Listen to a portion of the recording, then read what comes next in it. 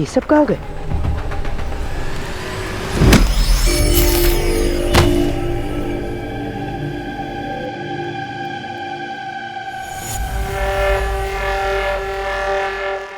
इतनी शीघ्रता से कहां जा रहे हो बालक?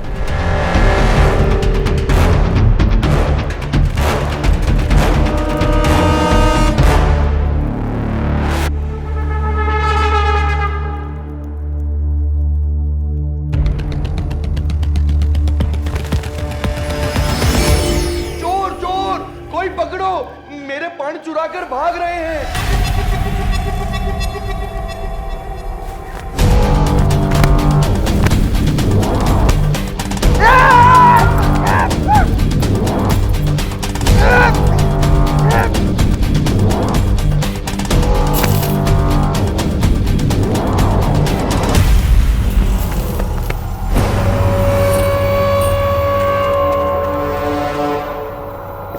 अंततः पकड़े ही गए।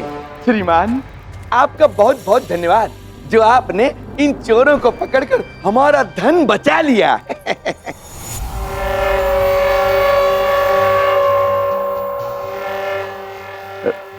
श्रीमान, लाइए हमारे पण, हम चलें।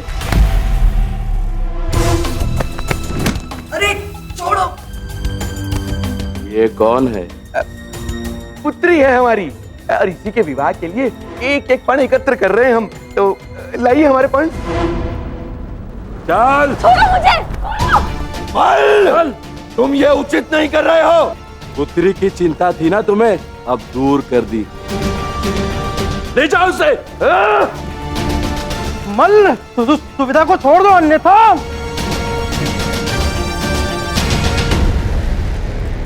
अन्यथा क्या? अन्यथा सिर्फ कहने के लिए मल रह जाओगे तुम। मल त्याग करने के लिए भी 2 लोगों की आवश्यकता पड़ेगी तुम्हें। अच्छा, और कौन करेगा हमारी ये दशा? तुम ही बता दो। चंद्र। चंद्रगुप्त! चंद्रगुप्त! चंद्रगुप्त!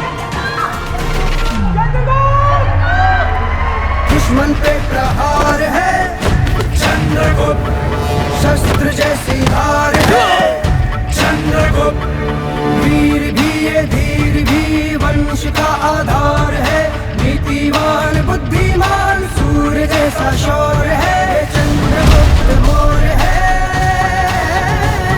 ये चंद्रगुप्त मौर्य है, चंद्रगुप्त मौर्य, चंद्रगुप्त मौर्य, चंद्रगुप्त मौर्य, चंद्रगुप्त। कभी सोचा भी नहीं था कि चंद्र का आकार इतना छोटा होगा।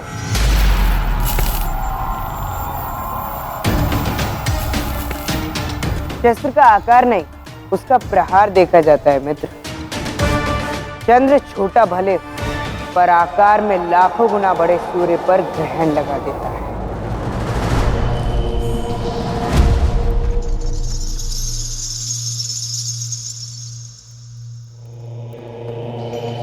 सुना है जहां 4 बर्तन हो वहां आवाज होती ही है, और जहां ब्राह्मण इकट्ठा हो जाएं वहां वाद विवाद होना निश्चित है, परंतु आश्चर्य यहां सब मौन है।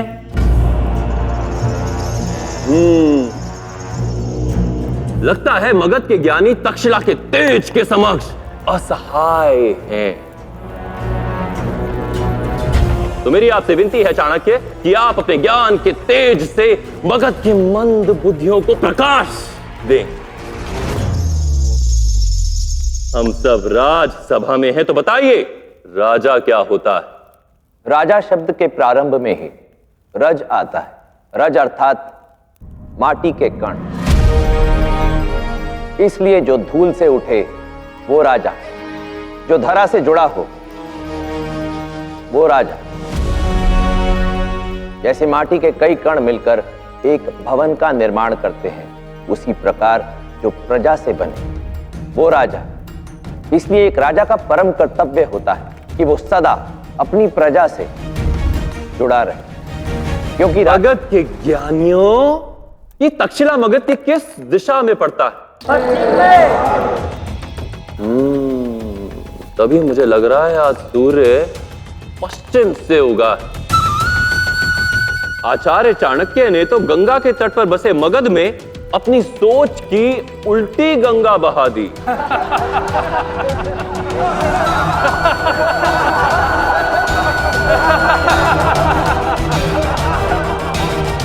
आचार्य, आपकी सोच और विचार दोनों अनुचित है।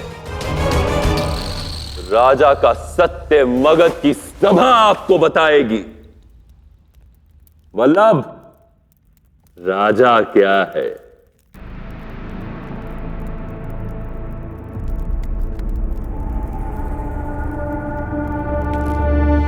राजा इस धरती पर ईश्वर का प्रतिरूप है। राजा से ही राज्य और राज्य से ही प्रजा है। राजा से बढ़कर इस धरा पर और कोई नहीं है। राजा प्रथम पूजनीय और सम्माननीय है। राजा वो जड़ है जिस पर राज्य रूपी वृक्ष पनपता है। सम्राट, आप मगध की जड़ हैं। तो जनता का यह कर्तव्य है कि वो आपको आनंदित और प्रसन्न रखे।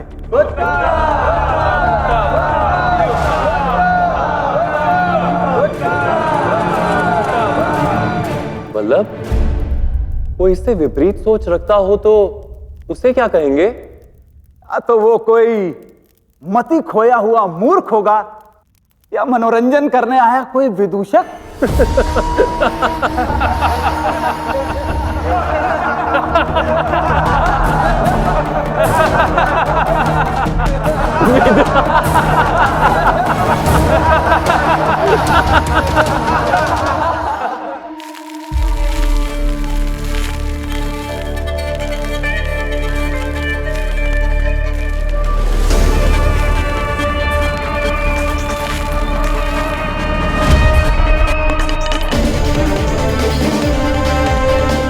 यदि तुम सब मुझे चित्त करके इस चक्र को पार कर सके तो ये धन तुम्हारा। यदि बल है तो आगे बढ़ो। आओ!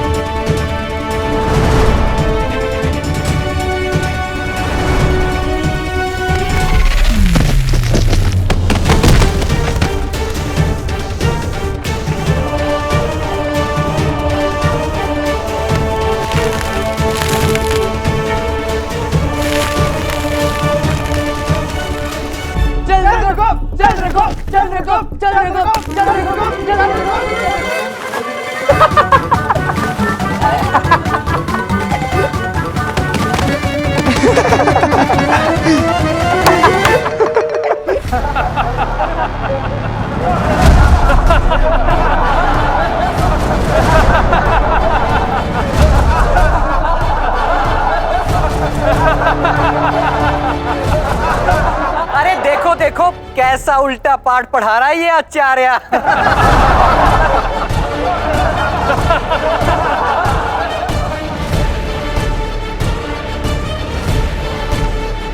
समझ ही गए होगे आचार्य, मगध में आपकी सोच का यही मूल्य है। उपहास, अपमान। इस सभा में आने से पूर्व ही मुझे अनुमान था सम्राट कि इसका आयोजन क्यों किया गया है। मूर्ख ब्राह्मण, फिर भी जलती अग्नि में हाथ देने चले आए। जब देश जलने का संकट सर पे हो सम्राट, तो हाथ जलने की चिंता भला किसे होगी। आप अपनी इस सभा में मेरा कितना भी परिहास उड़ाना चाहे उड़ा लीजिए।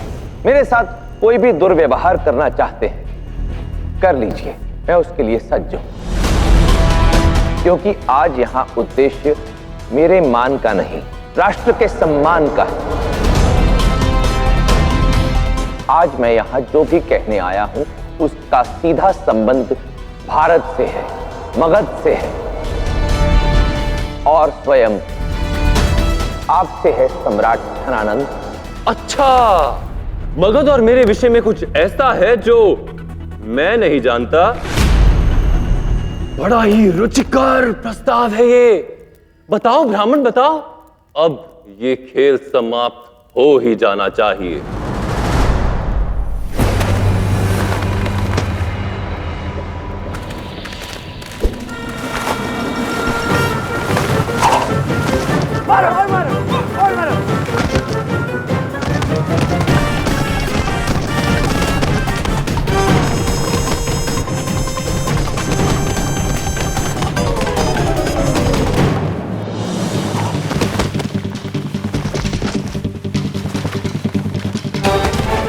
इंद्र, मैं तो कहता हूँ चंद्र को इनके दांत तोड़ देने चाहिए। मल्ल खा नहीं पाएंगे तो रह नहीं पाएंगे।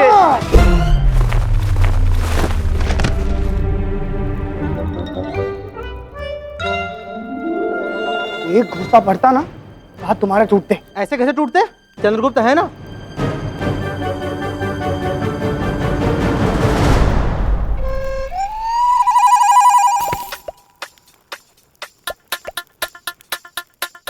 बालक के हाथों बंद के क्यों मल्लों का अपमान करवाते हो? अब ये खेल यहीं समाप्त करें या फिर कोई और भी शेष है बंधु?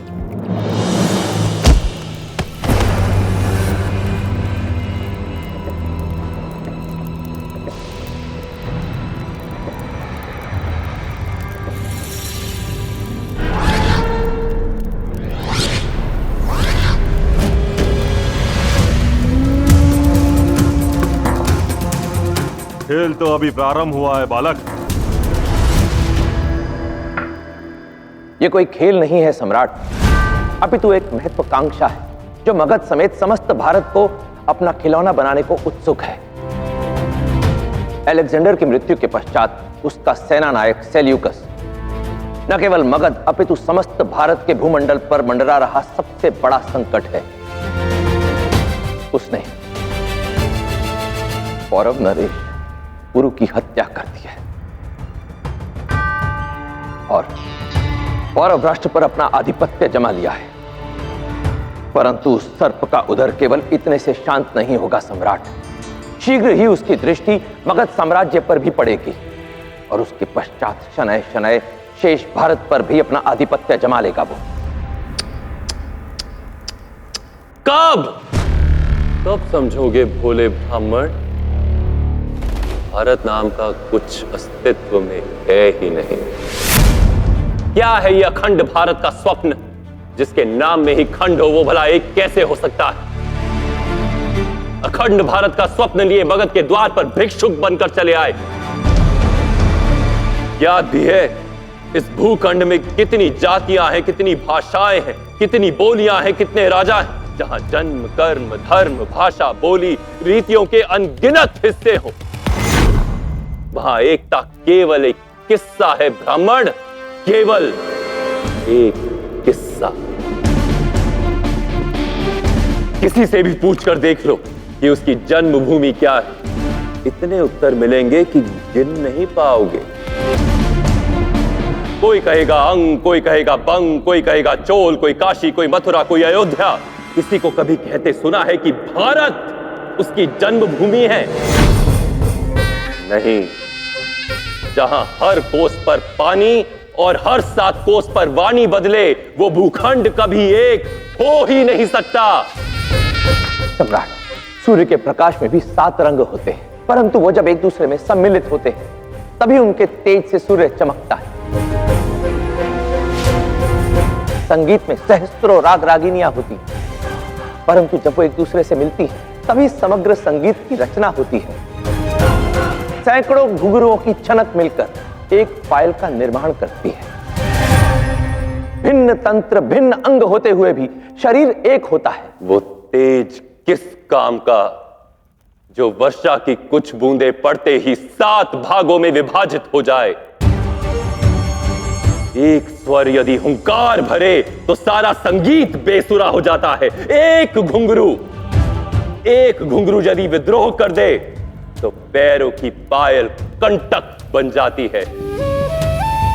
अरे यहां तो मनुष्य का जीवन भी 4 भागों में बांटा गया है, धर्म अर्थ काम मोक्ष, जिसे एक सिद्ध करने के लिए प्रयास करना पड़े। वो एकता किसी काम की नहीं। जानते हो एकता क्या है? एकता धन से होती है। धन से ही अधिक धन कमाया जा सकता है और धन से ही धर्म साधा जाता है। धन से सारी कामनाएं पूर्ण की जा सकती हैं। धन है तो मोक्ष की किसे आवश्यकता? इसलिए मगध एक है। मगध ही राष्ट्र है, क्योंकि यहां सब कुछ धन से है।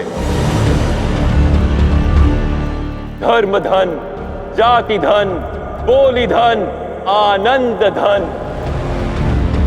इसलिए मगध को किसी से कोई संकट नहीं। ब्राह्मण, तुम्हारी चिंता व्यर्थ है। मगध था, है और रहेगा। परंतु जिसने महाराज पुरु की हत्या कर दी वो सेल्यूकस नहीं समझे मूर्ख ब्राह्मण। पुरु की हत्या भी धन के कारण हुई।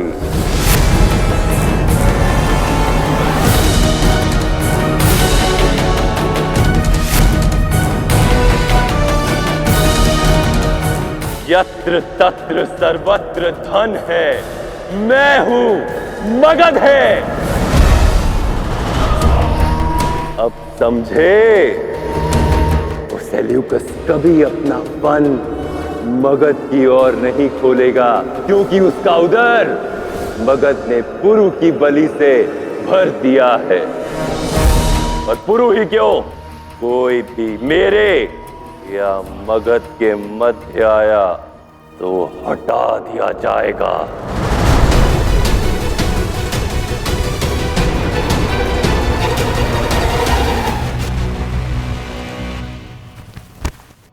तुम्हें खेलते देख बड़ा आनंद आया। सोचा थोड़ा आनंद मैं भी ले लूं।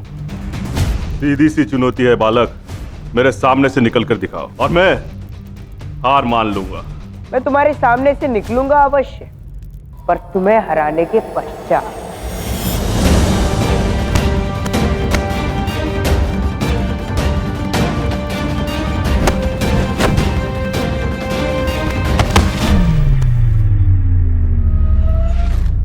हाँ, मैंने ही पुरु का अंत किया और ये सब मैंने अपने समाज के लिए किया।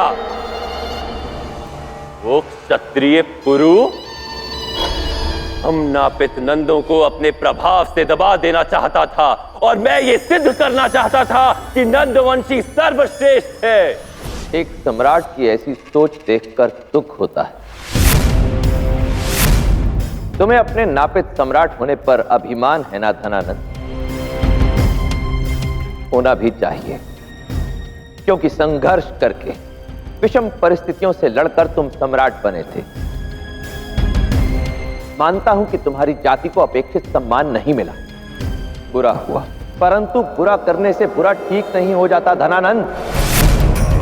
तुम्हें सम्राट बनाया था तुम्हारे कर्मों ने, तुम्हारी जाति ने नहीं। परंतु तुम अपनी जाति, अपने समुदाय की भावना को इतना बलपूर्वक पकड़कर बैठे रहे कि अपने सम्राट होने के सभी कर्तव्य, सभी उत्तरदायित्व भुला बैठे। तुम्हें तो उदाहरण प्रस्तुत करना चाहिए था अपने समाज, अपनी प्रजा के समक्ष। उन्हें तुमसे प्रेरणा मिलनी चाहिए थी कि यदि उन्हें सुरक्षित रहना है तो उन्हें कर्म करना चाहिए। परंतु तुम तो सबको असुरक्षित कर बैठे धनानंद। उन कर्मों को ही भुला बैठे जिनके कारण आज तुम सम्राट हो, इस सिंहासन पर विराजमान हो। जब व्यक्ति का अस्तित्व बढ़ता है तो उसकी सोच का भी विस्तार होता है।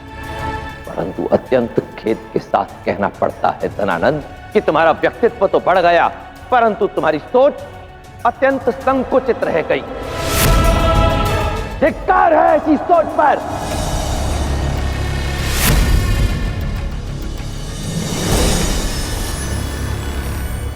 भूल मेरी है जो मैं इतना बड़ा स्वप्न लेकर इतनी छोटी सोच वाले राजा के पास आया। अपनी सोच पर इतना अभिमान कि मेरी सोच को धिक्कारा तूने।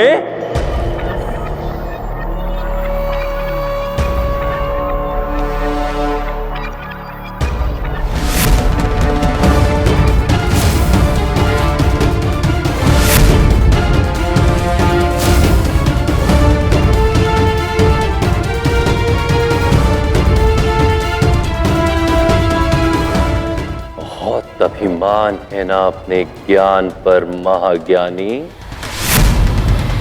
इस शिखा पर जो तेरे ज्ञान का प्रतीक है। यही वो शिखा है ना जिसे देखकर सभाओं में तुझे सम्मान मिलता है। आज तुझे ज्ञात होगा कि तेरा और तेरी इस शिखा का वास्तविक स्थान क्या है। चल!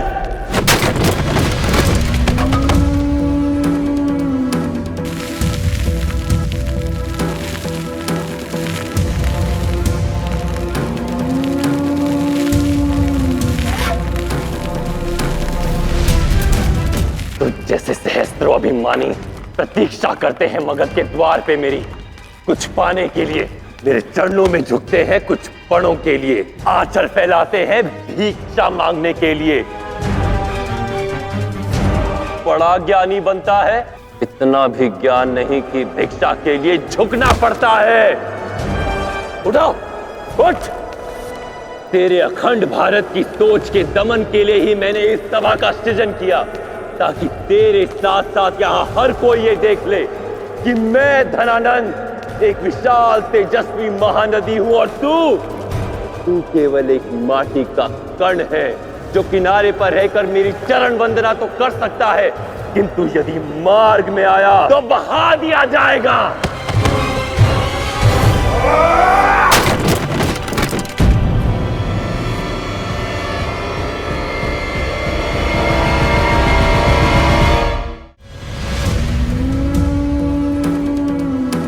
मृत्यु के पश्चात ये आभूषण तुम्हारे किस काम का?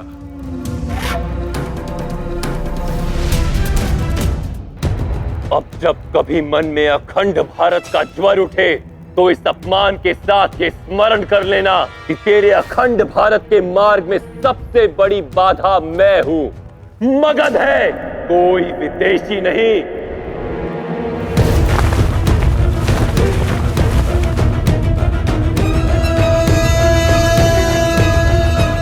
रुक जाओ धनानंद।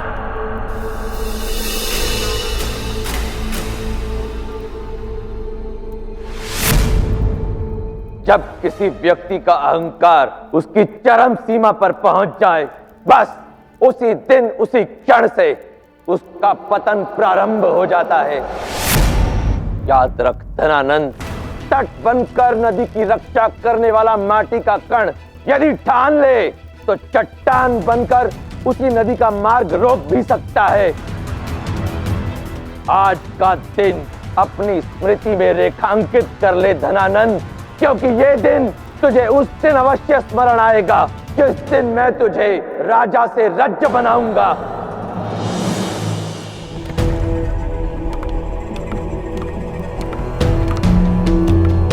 जो सोच विकास का संबल होती है, अब वही सोच शस्त्र बनकर तेरा नाश कर देगी धनानंद।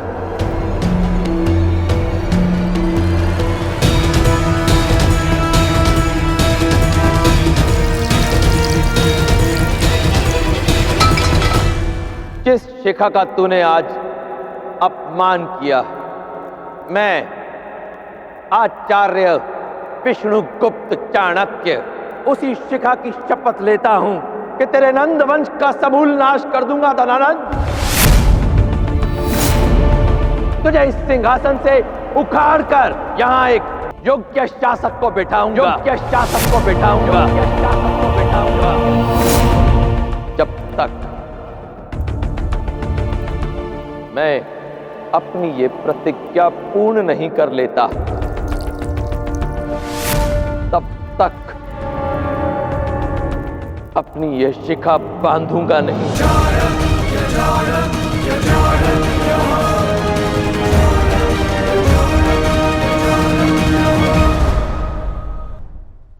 भारत केवल एक देश होगा और एक ही होगा उसका सम्राट। एक ऐसा सम्राट जो तेरे जीवन पर सदा के लिए ग्रहण लगा देगा धनानंद, जो एक नए युग का प्रारंभ करेगा तेरे अंत के साथ।